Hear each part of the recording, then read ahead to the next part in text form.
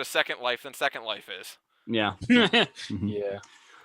Number 3. This is another one that Anero's gonna have a lot to say on. Ultima Online. Yeah. From the game that brought us the Moonglow Defense Force.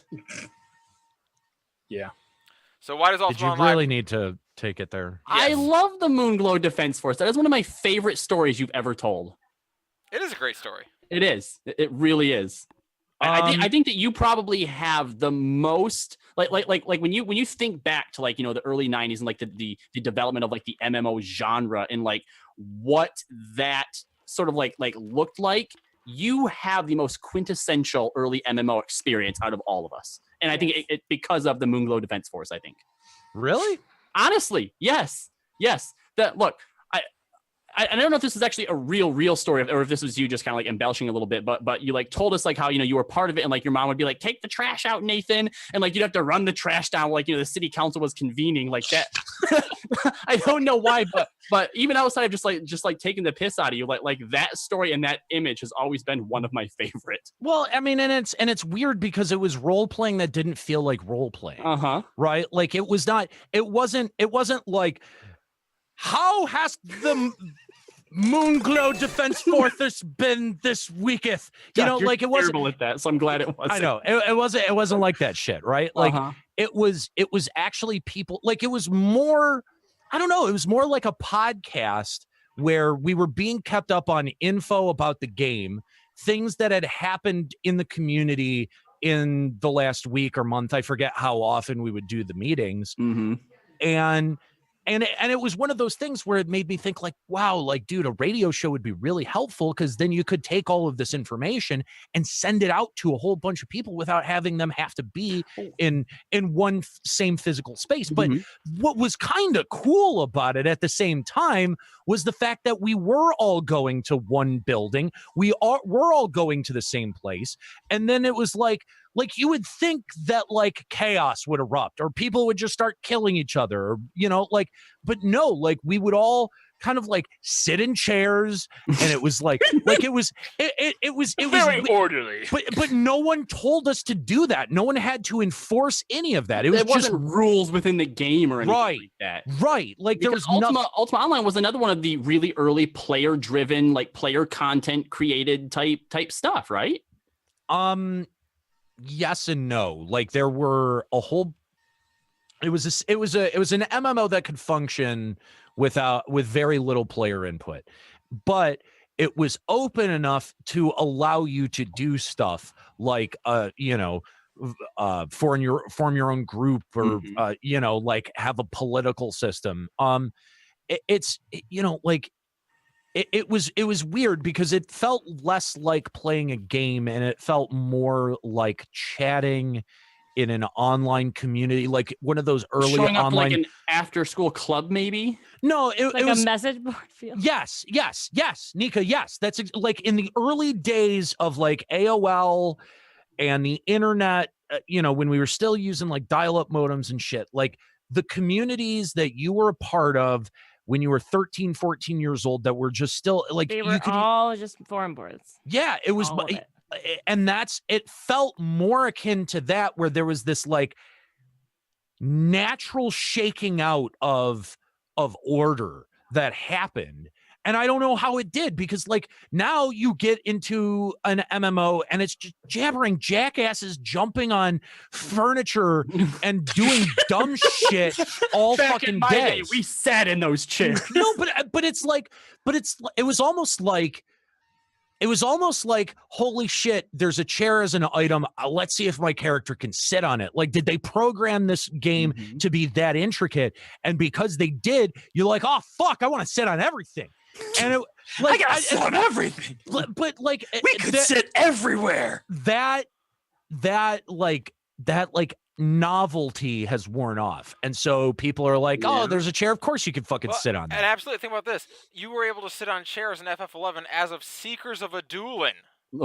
That's when they added the ability to sit in chairs. Not other chairs, just your own, right? I think now you can sit in chairs.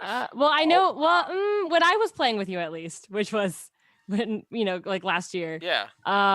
You had to like unlock the ability to summon certain chairs, and there were like 10 of Oh them. my God. You would type like /sit Sit chair. 4. Sit chair. It's an chair- emote. sit It's an chair emote. 4. You're not. Yeah, It you're is not an sitting emote. on it. Yeah. Yep, you would sit on whatever that design chair was. But I think Leave they it have to also. Square Enix to have to unlock the ability to sit down. But I think they also because remember one of the main issues is there was no chairs. You could not buy chair furnishings. They didn't have any. That's how they avoided the whole problem. The best you could get was the Taru stool. Yep. That game was dumb sometimes. But I mean, I'm just saying, like there was, and I guess the weirdest thing again was that nobody had to be told any of this shit. Like it was just, Right. it was what happened, and it was more like if you wanted to be included in on this thing, if you wanted to be a part of this thing, like you played by the rules, think about it. or else you were ostracized, and that was a total community thing. Yeah. And reputation still meant something. I mean, dude, it was just like it was a totally different. You were in time. you were in the game because prior to MMOs, if you played a game, you were put in the skin of the character. Like you really had no choice. You watched it unfold. What happened to the character is just what happened. So for the first time, when an MMO first happens and you get put in there, you are the character. What are you going to do? You're going to act like a character in a game would, because that's what you're sort of, I don't want to say expected to do, but that's just what games have always been. And you're right. It's not until now when the MMO is so old that people log on, they don't care about the character anymore. They're just their own shitty asshole selves. Well, and the other thing that Nero kind of hinted at is back then, especially around Ultima Online and maybe even a bit in FF11, leveling up was so hard, and there wasn't the ability to just change your name at will usually, that your reputation was important because you didn't just have another character you could go play on. That would have been a massive commitment to being an asshole, to just like, oh, I'll just go play my other character. You didn't have another character. That was your character, and your reputation was all you had for it. Dude, Infinity Fox brings up something that I was thinking about just yesterday, right? People are so detached from their characters in games these days, and I think that that's 100% true. There was a point in time where we were able to develop real attachments to our avatars and real attachments to characters. And I feel like, now because we've been spoiled with a concept like an MMO, I have a harder time attaching myself to a character in a one-player setting. Oh, I don't. I absolutely do. Absolutely do. And I think part of that is just because I've, been able to, like take for example, dude, when Final Fantasy VII was new, how many of us overleveled our characters because we just wanted to stay in that world. We just wanted Final Fantasy to fucking continue. And now we have 2 continuous Final Fantasy experiences. We don't need that anymore. Now it's become like, oh, well, let's do a level 100 playthrough, but it becomes a thing that you're doing. Right. It's not like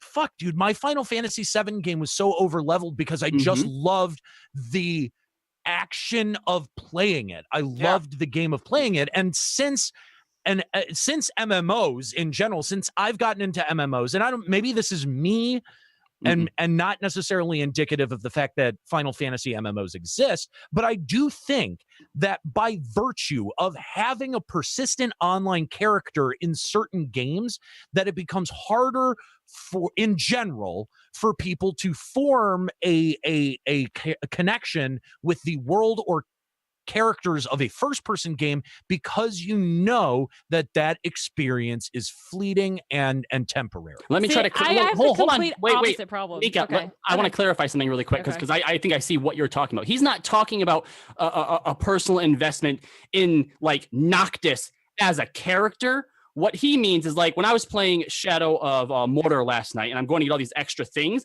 because I have to complete my playthrough, right? But then I'm like, why? Because when I'm done with it, what the fuck is it going to matter? Because I still get attached to characters as characters, the stories they're going through, the hardships that they're facing. That's one thing. What he means is when I'm like playing through FF6 right now, right? I don't really care how powerful my characters get because once I beat the game, that's it. I'm not going back to it. Right. But we care in an MMO because we're supposedly going to come back to this every single day. That's why we need this character to be as powerful as we can. That's why we want all this glamour. That's why we want to collect all the songs, is because we're making an investment in this character. Right. And I think that that's an important I distinction. don't know. I still like to do every quest and get every weapon and like do that. And I mean, there's a lot of things I won't do, like stupid fetch quests, like collect 100 million things. I won't necessarily do those. But when it comes down to like making sure my character's gotten the max level, making sure I've gotten every strongest weapon, I do all that shit every time. It's getting harder for me to do it. But there's two ways. There's two ways as a player of a game that we end up connecting to the character. There is the way that we connect to all characters, and that's with sympathy, right? Yep. But the other way that we end up connecting to a character is to allow that character to become an avatar for ourselves. And that used to happen. I do that every single game I play. Now, It's so you know hard. what? It's so hard for me because I do that. Like, But I get so invested in every character that I play and every book that I read. It's really painful for me as an emotional person. Well, that may be indicative of, you know, your personality. Yeah, Nika's highly empathetic. Right. But this is something that used to happen intrinsically during the course of a game. And I don't think that happens with the same frequency that it used to. No, you're right. I don't. Yeah, I don't think it does. I don't ever feel like a single player character is my avatar anymore. Right? Like you get if there's a character creation part of it, then maybe Skyrim maybe felt a little bit like that way some of the time. Dark Souls a little bit. Souls what about, some of the time. What about in games that tries to make the main character as bland as possible? So let's go with silent protagonist. Or like the original reason Link was silent as well. Right. Exactly. During the time that I played those games, like Chrono Trigger, like Legend of Zelda, like Final Fantasy VII, I did feel like those characters were avatars for my personality that I could project my own personality onto. And that's how I formed at least part of my connection with those characters. And I think that's part of what I miss playing new games, because I'm not forming that attachment. When I play through The Last of Us, I have a character attachment to Joel and Ellie. I don't have an avatar attachment to them. I'm compelled to want to know what happens to them. I'm compelled to know the end of the outcome of the narrative set before me. But I do not seek to power them up as if they were a vessel for my person, right? Like that. I think people used to do that with Cloud and Final Fantasy VII. I think people used to do that with Chrono Trigger. I think that it's not as common anymore. Yeah. I mean, I wish. So like, it's so hard for me to put myself into what you're saying. I mean, that's the reason why I think, like, looking back at how much I was like bawling on air over MGS5 and how emotional it was for me to kill my own guys, because me recruited them. I saved them. I brought them to the base and I built my base up, and now I'm killing my own men. And I have never, ever been wrecked so hard by any video game moment other than that, because that was everything I had worked for, I had personally invested in, and now I was doing it, and I was dead. I was dead on the floor. Like, I got a sliver of that in that moment, right? And think about. I've never cried uglier than that moment in my life. Think about the extremes that Kojima had to push the audience to be able to even replicate a sliver of that feeling. And fucking sliver. I understand. For you, it was, but you have been doing the show long enough with us to know that it did not impact. It did. I was as invested in Metal Gear Solid 5 as you were, easily in the entire franchise, but that moment did not impact me like that. It was an emotional moment. I recognized it for what it was, and I felt it was well executed, but I was not bawling. I was falling on the floor. I couldn't click the button. Every time I clicked the button, I sobbed harder and harder. It was horrible. I wish you would have recorded that. I did not have any kind of physical or emotional reaction to that moment outside of my detached observation that it was well executed. And there was that sliver. There was that little sliver. But again, look at the extremes that Kojima had to push it to be able to replicate even that sliver. And I'm saying that I will cop to the fact that this may be me, and this is why I'm asking it more as a question than saying that it's 100% a universal truth. But I mean, do you guys agree with that? That since MMOs, or since your involvement with MMOs, that you have a harder time forming an attachment, a personal avatar attachment to single player narratives and single player characters, or like Nika, do you think that no, you're still just as invested in them as you ever were? I think that, and like, don't get me wrong, the last time I think I actually cried over a character was when I lost my first FF11 character. When I realized she was gone forever. I was heartbroken. But I think for a single player game, for me to be able to invest in a character, they have to be facing some kind of difficulty that I face too. Like I can't like broadly empathize with them. What they're going through has to apply to me in some way to get that kind of visceral reaction on me. So like if I play a game, like Life is Strange or Undertale, and maybe I can find a theme in there where it applies to something I'm going through in my life, then I can form that old visceral attachment again. But I can't go out of my way, like with Squall in Final Fantasy VIII, who I did very much feel that way about. I couldn't play FF8 today and get that same attachment to Squall because he's not going through the same things I'm going through. I am going to agree with a Nero, but I don't know if I'm going to hold MMOs responsible for it. Because again, there's actually 3 games that I'm playing right now that all have a certain aspect of if I played them more, I could power them up. And I think the reason why I can't get invested in them is because I know that it's going to end once I finish the game. I'm never going to come back. I'm going to move on to something else. Now, when I was younger, playing, for example, FF7, obviously I didn't have the means to buy my own games, right? So I would get more out of a game by necessity alone because it's all that I had, right? And so I think just being older, having the means to play more games, MMOs among them are part of that. I absolutely hear that.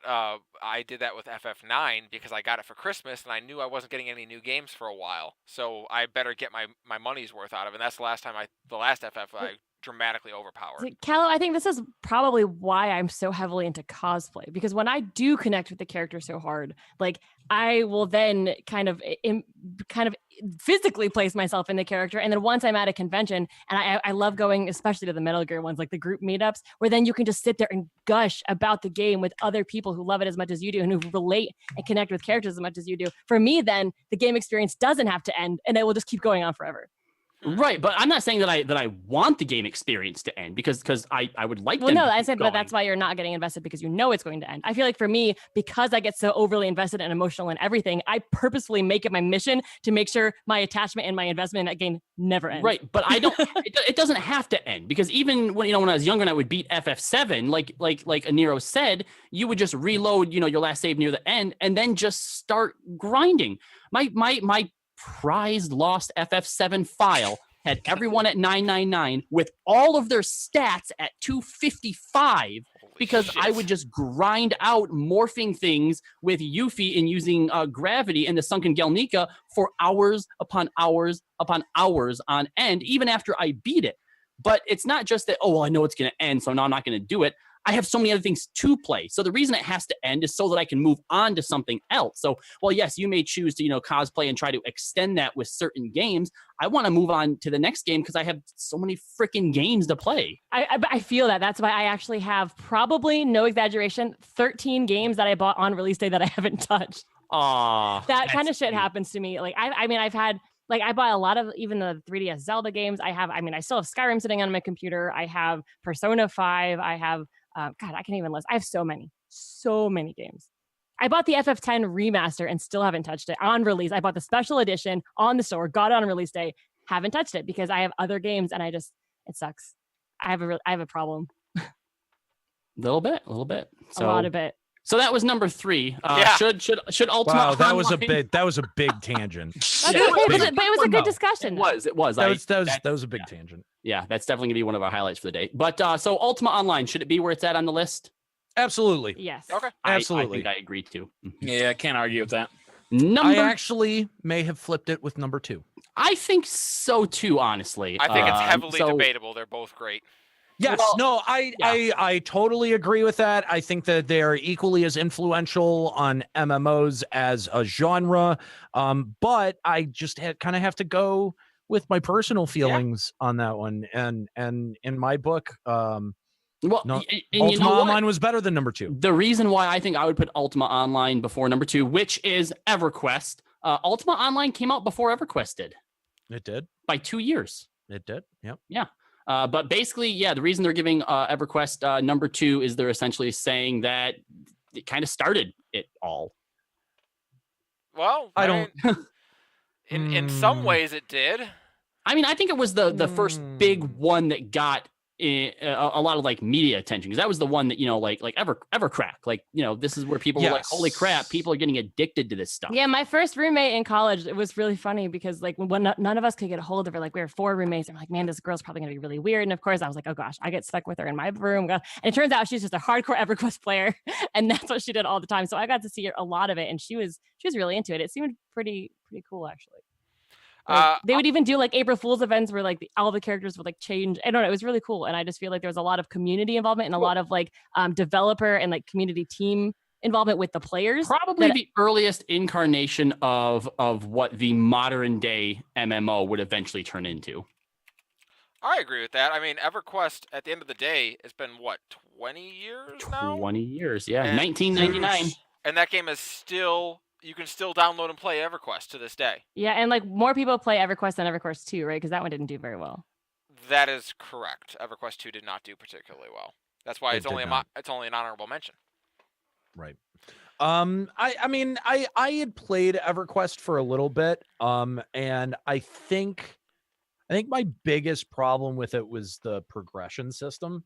I think you know, if I remember correctly, the era that I played it in, it was pretty similar to Final Fantasy XI, where you had to group up to be able to do anything. That's how it was when I tinkered with it.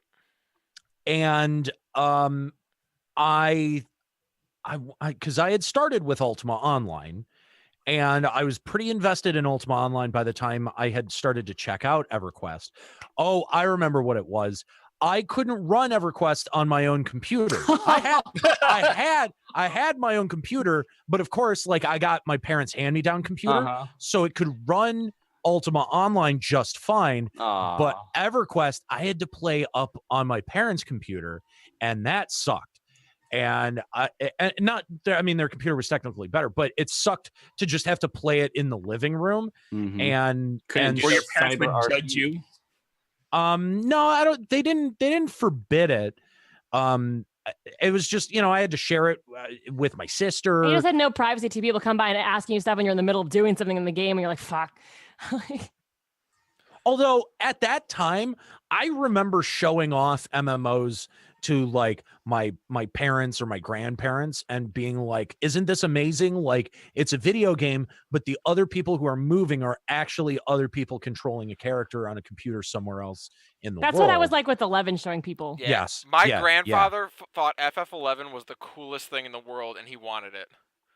Oh, that's awesome. My 83-year-old grandfather was like, so like, would this run on my computer? I'm like, no, Grandpa, but Grandpa, please. You'll probably need to upgrade, but if you want to, I'll make it work for you. He never ended up doing it, but he, like, every time he would come over, if I was playing it, he'd always like come sit in my room and watch, because he thought FF11 was fascinating. That's really cool. But I mean, like, EverQuest was really responsible for laying down a lot of the fundamentals of how an MMO operated, because, you know, for as much as I loved as much as I loved Ultima Online, it was not nearly as structured as something like EverQuest was. That's fair. EverQuest definitely had a progression structure. When you maxed out your skills on Ultima Online, it was like, well, shit, what do I do now?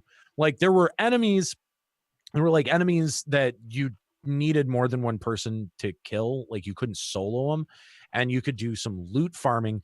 But I largely remember, you know, capping out a character with combat skills, and then capping out a crafter on Ultima Online, and feeling like there was not much left to do. You crafted? I did. Oh. I had a blacksmith. His name was Nugs. Nugs? Wow. His name was the Nugs. Blacksmith. I like Nugs the blacksmith. Fuck yeah. And he had a llama. He didn't have a pack mule. He had a pack llama. What He was race the was shit. Nugs?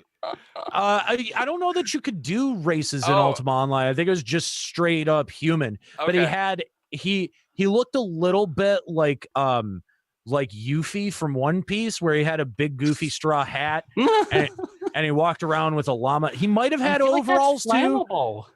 He may have had overalls too. I'm not sure, but yeah, he had a pack llama. That was his big thing. I'm putting Nugs the blacksmith in every D&D campaign I GM from here on out. Great. You've been immortalized along with Jeff the Flounder Pounder founder. What? The very first D&D game I ever did, the DM's name was Jeff. And the first inn we went to come up with the name, there's a little like table in the book where you just roll 2d20 to come up with the name of the inn. So he rolled them and it was the Flounder Pounder. So every single inn that my characters ever come across in every campaign I've ever made, it's always the Flounder Pounder, and it's always run by the Flounder Pounder founder Jeff. It is a interdimensional inn chain everywhere. That's funny. I like it. I love it.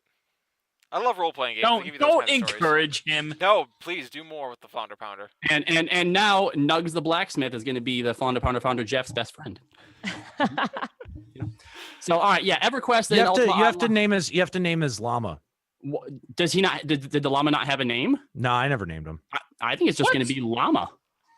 Nah. And yeah, and people will always inquire like, what's his name? It's llama. It should rhyme with pounder. Oh, that's different. So anyway, off of that, yes. So I think we all agree then that probably EverQuest and Ultima Online maybe interchangeable between 2 and 3, but should definitely be there. And of course, number 1, Final Fantasy 11. Yeah, right. Yeah, we all have the same idea. Of course it is. Of course. I mean, it's hard to argue with. It is. I mean, look, the first line of their reasoning is, for better or worse, the entire industry of video games changed after World of Warcraft launched.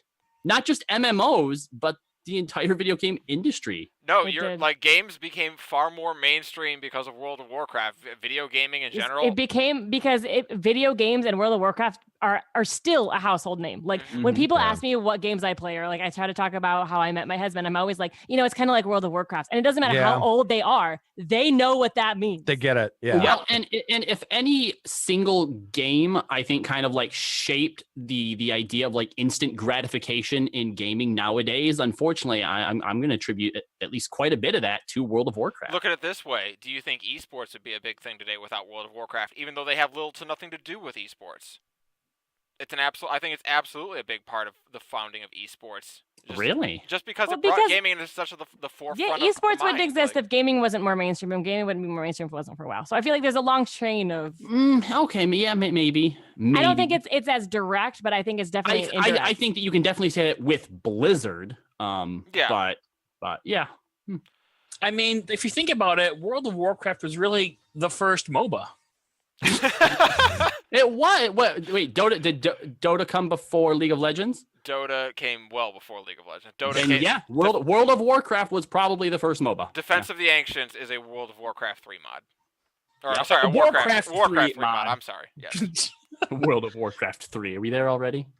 Yeah, I guess. All so. right. Well, there you go, guys. That's the MMORPGs list of top 10 MMOs of all time. I am actually super surprised that we got an hour and a half out of that. I'll tell you what, There was a lot of good discussion, though. There was. And I think, with the exception of maybe 1 or 2 that I might pull off there, that's an overall very solid list. That is extremely fair. It is. Normally, we tear these things apart. I don't know. I feel like number 10 should have been FF11, and like number 7 or 6 should have been 14. Yeah. I think really? I think you could. Really? Well, here's the thing, though. We said that City of Heroes, Star Wars Galaxies, and maybe even ESO could have been above, or that Final Fantasy 14 could have been above them. That would have put it at about 6. Had you moved Dark Age of Camelot to 5, got rid of Guild Wars 2, you know what? Yeah, I'd make that change, I think. But I think Final Fantasy 14 only made the list because of what it was able to do, the turnaround that it was able to make from 1.0. Yeah. If they had released A Realm Reborn as the first version, right? Like, wouldn't have been on there. No. Yeah, I agree. But then, Yeah. No, then absolutely not. Absolutely not. And what reason, Nika, would you put 11 on there? Like removing yourself from your bias, why does 11 deserve to be on this list? What did it do? I feel like it Had a had good story. It definitely did. I remember when I was playing 11, I had a ton of friends that would play WoW, and every single time they would go to WoW, they would come back because of the story. And I remember everyone was looking at all the MMOs at the time, and they're like, all the MMOs have better gameplay than 11. They're fun, but they don't have the story. And like, why does this MMO have a story? Oh, it's a Final Fantasy game. It's an MMO. This is great. And that's definitely one thing. Another thing is I feel like it had more longevity is in terms of the game, but in terms of like when a player became invested, I feel like a lot of WoW people would just play after they got their shit. They'd, you know what? Log off till the next expansion. 11 had a lot of consistent people who would play every day for years and years and years. And I think more so than other MMOs. The job system. I think that's what it comes down to. Yeah. It's the only game that's ever had You've been able to level multiple jobs on one character. On a single character. Yes. Well, how is that still not a thing in like every single MMO? I know, ever? right? And also another thing about that is at the time when World of Warcraft was still relatively young, but was it was a juggernaut already. If you liked that style of game, you could go play maybe you could go to EverQuest if you didn't want to play WoW, but you like that style. If you didn't like that style, your options were Galaxies and 11. Those were the two other games you could go to at the time. And I think like that 11 held its own at that period of time was very impressive. It really did. I think it did. And so I feel like the fact that it's not even on the honorable mention, it upsets me, even not even from a personal bias standpoint, but like it should be at least an honorable mention over some of the other ones on there. Especially over like EverQuest 2, I feel like it should definitely be on there. And keeping in mind too that FF11 came over here, 2000 in early 2000s when Final Fantasy was well known amongst gamers, but it wasn't a household franchise yet. I mean, it was big in the gaming circles, but I think there was like you couldn't just say Final Fantasy and have people know what you were talking about yet. True. But I still feel like anyone who knew about games in general would have heard of Final Fantasy, though. Like anyone who was anywhere on the up and up about games, at least after FF7 came out. When FF7 came out, like my dad, who was solely a PC player, he's like, he played Diablo and Tomb Raider, like those are his games. He's like, I heard that this FF7, this is like one of the best games ever, and he bought it for himself. Never ended up actually playing it because he didn't really play PlayStation games, but he bought it simply because it was everywhere for being this great, fantastic game. No, you're right. It should have at least been in the honorable mentions, especially if you're going to put like the Secret World or Planet Site. Meridian 59. What the fuck is Meridian 59? Exactly. 11 should be in there. I think it's really unfair. Like as much as I trash on 11 because of how bad it's become, I think there is so much that was good about it at its time that the fact that it's not an honorable mention is very upsetting to me. Yeah, this says to me that they hold FF11 in the same regard as DC Universe Online, and that's not acceptable.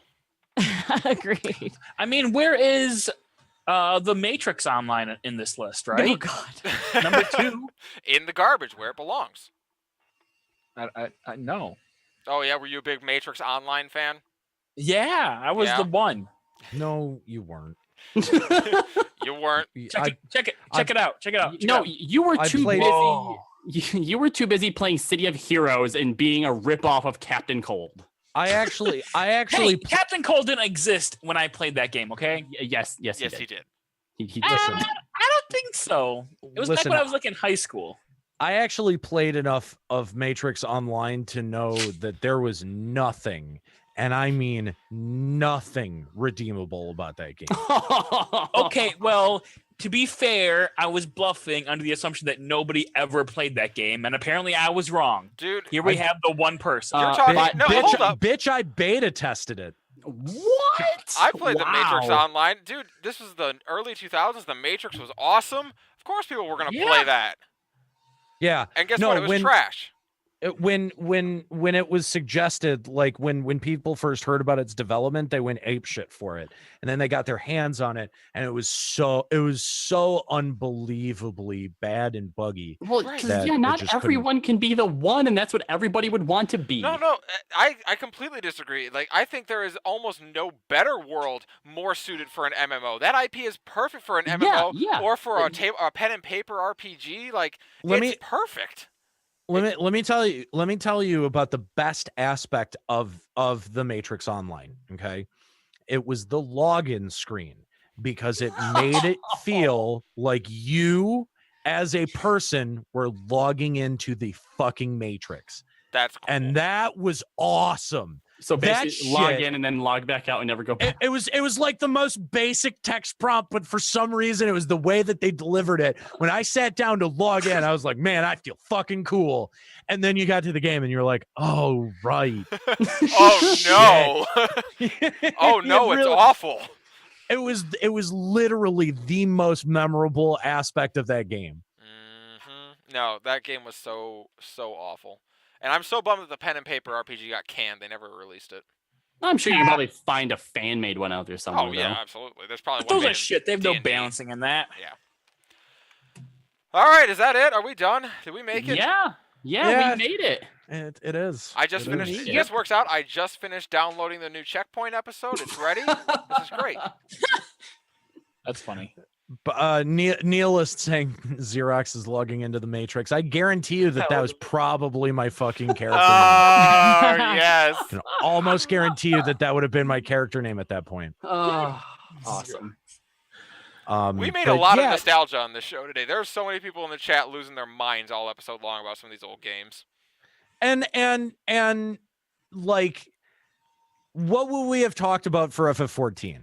Nothing. Someone, because we talked about the penalty system, man. I know one or two people complained that we weren't talking enough about FF14. Well, but here's the and thing. I couldn't help but think, like, what the fuck would we have talked about? I thought we did with at least the first half of the list done a good job too, like drawing parallels back to 14. So what the fuck do you want from us? Yeah. Yeah. Like other FF14 podcasts are actually closing down, isn't that right, Escalia? They sure are.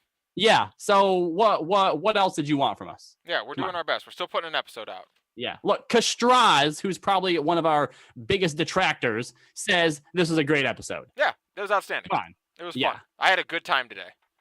Marcus, stop molesting me or whatever the fuck it is you're doing. No, Jesus. keep molesting him. I paid you enough for the whole show. Don't stop